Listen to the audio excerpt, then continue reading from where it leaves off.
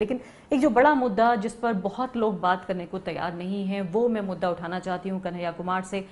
वो ये है कि जिस तरह से जो छात्र नेता हैं और खासकर छात्र हैं जो नेता भी नहीं हैं, उनमें बहुत ज़्यादा हाई प्रोफाइल नेता भी नहीं रहे, उनको किस तरह से यूएपीए के तहत, अनलॉफुल एक्टिविटीज़ प्रिवेंशन एक्ट के तहत, जो आतंकवादियों पर या आतंकवाद के निरोध के लिए जो कानून बना है वो छात्रों पर लग रहा है, उसको लेकर आखिर क्यों तमाम लोकतांत्रिक संस्थाएं वो क्यों खामोश हैं, क्यों विपक्ष खामोश है? क्या इन छात्रों की जगह, असली जगह जेल ही है? कन्हैया, कैसे देख रहे हैं आप इसको? देखिए, एक तो ये जो परिस्थिति आज हमारे सामने पैदा हुई है, मैं भाजपा के एक बड़े नेता का एक आर्टिकल पढ़ रहा था। क्या ऑडिसिटी है उसको देखिए। उन्होंने कहा कि विपक्ष को इस दौर में किस तरीके से अपनी भूमिका निभानी चाहिए। सत्ता पक्ष का एक आदमी आर्टिकल लिख रहा है कि विपक्ष को उसकी अपनी कैसी भूमिका निभानी चाहिए। बार बार ये कहा जाता है कि इस दौर में राजनीति नहीं होनी चाहिए। हम भी इस बात से एक हद तक सहमत हैं कि जब देश में कोई बहुत बड़ा संकट हो तो पार्टीजन पॉलिटिक्स नहीं होना चाहिए। पूरे देश को इकट्ठा होकर के उस समस्या से लड़ने की कोशिश करनी चाहिए। लेकिन आप देखेंगे कि कोरोना महामारी जो ही आया, जो ही इस देश में लॉकडाउन लगा, तो सबसे पहले बदले की राजनीति की शुरुआत सत्ता पक्ष के द्वारा की गई। पुराने मामलों को निकाल करके न सिर्फ स्टूडेंट लीडर को बल्कि मानव अधिकार के जो कार्यकर्ता हैं, जो बुद्धिजीवी हैं, पत्रकार हैं, किसी भी चीज़ का रिपोर्टिंग करने के चलते न सिर्फ उनका न्यूज़ पोर्टल बंद किया गया बल्कि उनके ऊपर सेडिशन जैसे केस किए गए। अब ये बात अपने आप में जो है आज स्पष्ट हो चुकी है। सरकार कह रही है कि मजदूरों की मदद कीजिए, सरकार कह रहे हैं कि गरीबों की मदद कीजिए। यही बात कोई व्यक्ति कह दे कि आप सरकार मजदूर की मदद कीजिए और गरीब की मदद कीजिए, तो उसको देशद्रोही कहना शुरू कर देते हैं। ये कहना शुरू कर देते हैं कि आप राजनीति कर रहे हैं। राजनीति, बदले की राजनीति संकट के दौर में होना, ये अपने आप में बहुत दुख की बात है। ये लगातार हो रहा है। आप जामिया के स्टूडेंट को देख लीजिए, किस तरीके से उनको पुराने मामलों में जो है बेसिर पैर के तर्क के साथ जो है उनको गिरफ्तार किया गया है और ख़तरनाक कानून के तहत, मतलब ऐसा लगता है जैसे वो कोई दुर्दांत अपराधी हों, कोई आतंकवादी हों। इस तरीके का एक्ट लगा करके, सेडिशन एक्ट के तहत जो है पत्रकारों को जो है बुक किया गया है। मैं स्पेसिफिकली छात्र नेताओं पे आना चाहती हूँ और खासकर उन पर जो कि सीएए एनआरसी के प्रोटेस्ट, जो माना गया कि भारत में शायद बहुत सारे सालों में एक लोकतंत्र का जो जश्न जिसे कहते हैं, जिसमें लोकतंत्र अपनी पूरी पोटेंशियल के साथ सड़कों पर नजर आया कि अगर नागरिक है, उसे किसी बात से समस्या है और खासकर इतनी बुनियादी समस्या जो कि उसके सिटीजनशिप राइट्स को लेकर है, उनमें सामने आया। उनमें खासकर इंडियन एक्सप्रेस की मैं रिपोर्ट पढ़ रही थी कि न सिर्फ कि वो 6 लोग जिनको कि लॉकडाउन के अंदर उनके ऊपर यूएपीए का चार्ज लगाया गया, उनमें से आपके करीबी उमर खालिद भी शामिल हैं जो जेएनयू में आपके साथ रहे। इसके अलावा मीरान हैदर और सफूरा जरगर, 3 महीने की प्रेग्नेंट ये लड़की जो कि कोऑर्डिनेटर थी, ऐसा बताया जाता है, या एक शामिल थी, एक हिस्सा थी एंटी-सीए एनआरसी प्रोटेस्ट का, उसको भी जेल में बंद किया गया है। इसमें जामिया कोऑर्डिनेशन कमेटी, पीएफआई, आयसा और जामिया और जेएनयू के दर्जन भर से ज्यादा ऐसे छात्र हैं जिन पर पुलिस की नजर है।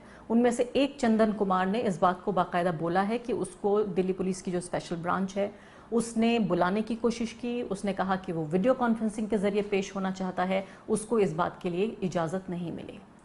देखिए, ये एक तो जब हम लोग मजदूर, इकोनॉमी और कोरोना संकट उस पर चर्चा कर रहे थे, उस दौरान मैं एक बार बार बार बोलने की कोशिश कर रहा था। साइंटिफिक टेम्पर, मजदूर होने का कॉन्शियसनेस, ये सब चीज़ सिखाता कौन है? यूनिवर्सिटी सिखाती है। इसीलिए आप देखेंगे कि हर बार सरकार के निशाने पे देश के विश्वविद्यालय रहते हैं। ये विश्वविद्यालय निशाने पे क्यों रहते हैं? इसका सबसे बड़ा उदाहरण मैं अपना स्वयं आपको बताता हूँ। अगर मैं जेएनयू में नहीं पढ़ा होता तो मैं भी इन्हीं प्रवासी मजदूरों के साथ झोला लेकर के उन्हीं पटरियों पे, उन्हीं सड़कों के किनारे चलते हुए अपने गांव पहुंचने की जद्दोजहद कर रहा होता। यही हकीकत है कि इस देश में एक बड़ी आबादी जो इस देश की शहरों को बनाया है, सड़कों को बनाया है, वो जो आबादी है, उस आबादी के बारे में लोग सोच ना सकें, उनके हक और अधिकार की बात ना कर सकें। और ऐसा करते हुए विश्वविद्यालय पहले पाए गए हैं, सीए एनआरसी के दौरान भी पाए गए हैं। तो सरकार को लगता है कि ये जो कोरोना महामारी है, ये जो संकट है, एक बड़ा सवाल सरकार के ऊपर खड़ा हो सकता है। ये सवाल कौन खड़ा करेगा? ये सवाल खड़ा करेंगे ये जो लोकतंत्र के भीतर किसी पार्टी के द्वारा खड़ा किए गए विपक्ष नहीं है, ये डिसेंट के फॉर्म में एक विपक्ष के रूप में आज खड़ा हुए हैं। ये अगर बाहर रहेंगे तो स्वाभाविक रूप से सरकार से जब सीए एनआरसी पे सवाल कर रहे थे तो वो कोरोना पे भी सवाल करेंगे। वो ये सवाल भी करेंगे कि संबित पात्रा घर में बैठ करके मास्क सिल रहे हैं जबकि वो डॉक्टर हैं। अभी उनको जा करके हॉस्पिटल में लोगों का इलाज करने में मदद करना चाहिए। वो हर दिन टीवी पे बैठ करके बिना सिर पैर की बात करके सरकार को कुतर्क से जो है सही साबित करने की कोशिश करते हुए नजर आते हैं। दूसरे डॉक्टर हैं डॉक्टर कफील, जो जेलों में बंद पड़े हुए हैं, जो अलग अलग समस्याओं के दौरान, चाहे बिहार में बाढ़ आई हो, चाहे बिहार में चमकी बुखार आया हो, वो खड़ा होकर के लोगों की मदद कर रहे थे। तो ये जो एक बाइनरी है, इसको हम लोगों को समझना पड़ेगा। लेकिन करिए, दो पहलू हैं इसके। पहली बात तो मैं ये जानना चाहती हूँ कि क्या इन लोगों को दिल्ली हिंसा की बात कह के, और दिल्ली पुलिस कह रही है कि हमने बहुत साइंटिफिक, हमारे पास एविडेंस है जिसके आधार पर हम ये कह रहे हैं, तो क्या इनको सीए एनआरसी प्रोटेस्ट में सज़ा के तौर पर, प्रोटेस्ट में हिस्सा लेने के लिए सज़ा के तौर पर इनके ऊपर ये मुकदमे दायर किए जा रहे हैं, पहली बात, या फिर लॉकडाउन खत्म होने के बाद ये पूरा आंदोलन फिर से खड़ा ना हो जाए तो इसकी रीढ़ की हड्डी तोड़ दिए जाए, क्योंकि यही जो एक्टिविस्ट हैं यही इसकी रीढ़ की हड्डी थे, ये कोशिश की जा रही है। दोनों में से कौन सी तस्वीर आपको ठीक लगती है? देखिए, एक बात तो ये है कि लॉकडाउन के बाद देश और दुनिया की राजनीति पूरी तरीके से बदल जाएगी, और सिर्फ राजनीति नहीं बदलेगी, ऑफिस का कल्चर बदल जाएगा, काम करने का तरीका बदल जाएगा, लोगों का सोशल बिहेवियर बदल जाएगा। और मुझे तो एक बात जो बार बार लग रही है, जो इस दौरान बहुत सारे लोगों के द्वारा नहीं बोली जा रही है, मुझे तो लगता है कि हमारे देश में मानसिक तनाव जो है एक सबसे बड़ा महामारी का रूप धारण करने जा रहा है। एक बहुत बड़ी समस्या जो है ये, चूँकि 45 साल में सबसे ज़्यादा बेरोजगारी देश में पहले से थी, इकॉनमी का जिस तरीके से आज दिवाला निकला है, जिस तरीके से लोगों के काम धंधे बंद हुए हैं, मुझे लगता है कि मानसिक तनाव जो है बहुत बड़ी समस्या बनने जा रही है। तो आगे लॉकडाउन के बाद क्या होगा, फिर से प्रोटेस्ट खड़ा हो जाएगा, मुझे ये संभावना थोड़ी छीन लगती है। ये संभावना मुझे ज़्यादा प्रबल लगती है जिस वजह से हमेशा अपोजिशन को काउंटर किया जाता है, टारगेट किया जाता है। जैसे मैं उदाहरण देता हूँ आपको कि जो ही लॉकडाउन शुरू हुआ, एक पोस्टर जो है वो इंटरनेट पे घूमना शुरू हुआ, कुछ लोगों का पिक्चर लगा करके कि ये लोग कहाँ हैं। ऐसा लग रहा था कि वो सारे लोग जो हैं वो देश के स्वास्थ्य मंत्री हैं, गृह मंत्री हैं, वित्त मंत्री हैं, उनकी जिम्मेवारी है देश को चलाना। उसके बाद सबसे भोंडी तस्वीर जो आनी शुरू हुई कि एक केला लेकर के 18 आदमी, 9 आदमी दाएं से, 9 आदमी बाएं से, और बीच में एक बेचारा एक गरीब मजदूर, उस 18 आदमी एक केला उस मजदूर को देते हुए फोटो खिंचा रहे थे। ये दोनों चीज़ क्यों किया गया? इसको कहते हैं एक तीर में दो शिकार करना। इसको इसलिए किया गया, पहला ये कि सरकार से लोग सवाल पूछना बंद कर देंगे कि स्वास्थ्य मंत्री कहाँ है, देश का लेबर मिनिस्टर कौन है। अगर मैं हठास आपसे पूछ दूं तो आपको भी ना याद हो, बताइए कौन है लेबर मिनिस्टर। लोगों को पता नहीं कि देश का लेबर मिनिस्टर कौन है। हजारों लाखों मजदूर पैदल चले जा रहे हैं। इन चीज़ों पे सवाल कौन खड़ा कर सकते हैं? इन चीज़ों पे वही लोग सवाल खड़ा कर सकते हैं जिनको वॉइस ऑफ डिसेंट इस देश में कहा जाता है। उस वॉइस ऑफ डिसेंट को क्रिमिनलाइज करने के लिए एक पुराने मामले में, जहां उनकी उस तरीके से कोई गलत भागीदारी नहीं है, ठीक है, क्या है नहीं है जांच होगा, न्यायालय को अपना काम करने के लिए दीजिए, लेकिन लॉकडाउन के बीच में ऐसा क्यों करना पड़ा?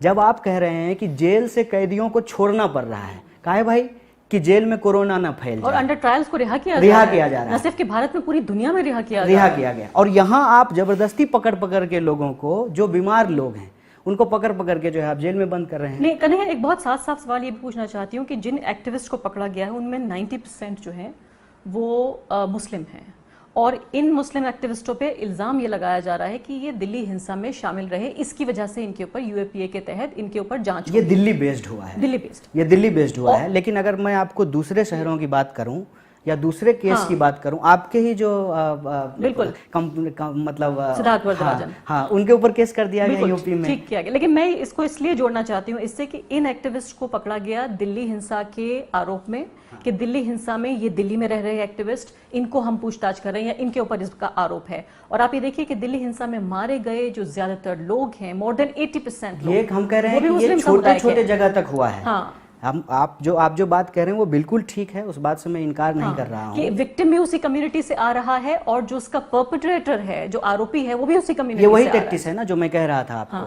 कि एक तीर से दो शिकार हो जाएगा। स्वास्थ्य मंत्री लूडो खेल रहे हैं, इस पे कोई सवाल भी नहीं पूछेगा और विपक्ष इस पे सवाल खड़ा करे उससे पहले उसको बदनाम भी कर दिया जाएगा। तो यही पॉलिसी दिल्ली में अपनाई गई है कि अब कौन जो है वो पता नहीं, एक मिनिस्टर साहब, चीफ मिनिस्टर साहब के बेटे हैं यहाँ पे, या जो हमारे वित्त राज्य मंत्री हैं, या जो वो एक मिश्रा जी हैं, तो उन लोगों के ऊपर कोई कार्रवाई नहीं हुई, तो उनको बचा भी लिए। दिल्ली दंगा के पूरे मामले से उनको बचा भी लिया और जो लोग बोल रहे थे उनको फंसा भी दिया। तो एक तीर से दो शिकार हो गया। मैं कह रहा हूँ लेकिन ये सिर्फ दिल्ली में नहीं हुआ है, ये पूरे देश में हुआ है। मैं अगर बेगूसराय का एग्जाम्पल लूँ तो 2 कस्टोडियल डेथ का मामला है। एक लड़के का जो है इंटर कास्ट मैरिज का मामला था, उसको पुलिस पकड़ करके ले गई। पुलिस में उस थाने में कस्टडी में जो है उसकी लाश पंखे से लटकी हुई मिली। ये अपने आप में एक बहुत बड़ा सवाल खड़ा करता है। फिर दूसरा लड़का जो इस मामले को उठाया उसको भी पुलिस पकड़ करके ले गई और ये कहा जाता है कि उसके साथ मारपीट हुई और फिर इलाज के दौरान जो है उसकी मौत हो गई।